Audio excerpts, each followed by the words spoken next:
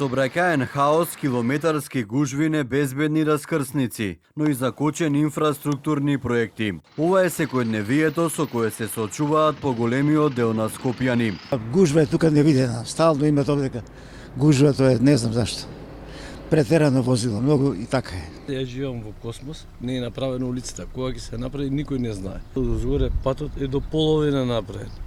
Немаме услови за живот овдека. А за сообраќајот во Скопје е катанга. Новоскопската населба Газибава на булеварот Киро Глигоров. Ситуацијата е уште поалармантна. Подолг период потегот пред и по мостот близнак на реката Вардар е вистински хорор за сообраќајот. Тоа е всушност единствениот коловоз во овој дел на Скопје, кој ги поврзува двете страни на градот. А на едно од најфреквентните раскрсници нема ниту семафор, а со години зја и огромна дупка среде оваа небезбедна сообраќајница.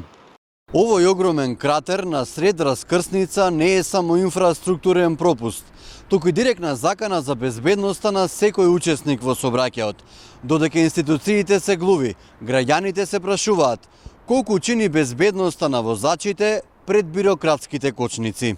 Раскрсницата е раскопана и оставена од институциите по поставувањето на колекторскиот систем за отпадни води во реката Вардар. Проектот е на Министерството за животна средина и град Скопје. Но Министерството и минатата градска власт со години си ја префрла одговорност околу санирањето на дупката, а спорот заврши дури и на меѓународен суд. Сега од животна средина велат дека со новата градска власт се бараат ефикасни и брзи решенија за решавање на проблемот. Пополнувањето на дупката е во рамки на завршувањето на проектот за колекторскиот систем на град Скопје. Во моментот заедно со град Скопје и јавното предпријатие Водовод и канализација работиме на изнаоѓање на најбрзо и најефикасно решение за целосно завршување на проектот за колекторскиот систем за град Скопје, во рамки на која е отворен овој ископ. И додека граѓаните со години бараат да се санира дупката, решение за другите инфраструктурни проблеми во овој дел на Скопје ниту на повидок.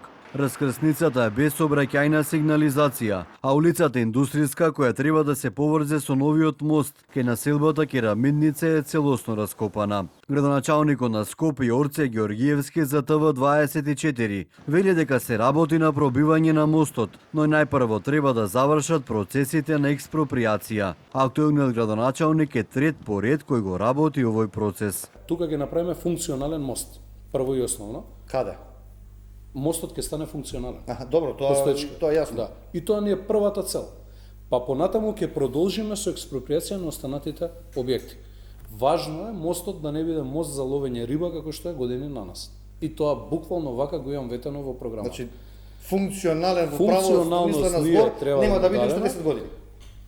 Тоа не знам, ќе видиме колку ќе трајат процесите на експроприација понатаму, не верувам дека 10 години, но дека ќе биде функционален. Мостот ќе биде функционален, но целосно ќе заврши откако ќе го прикажеме тоа во јавноста детално.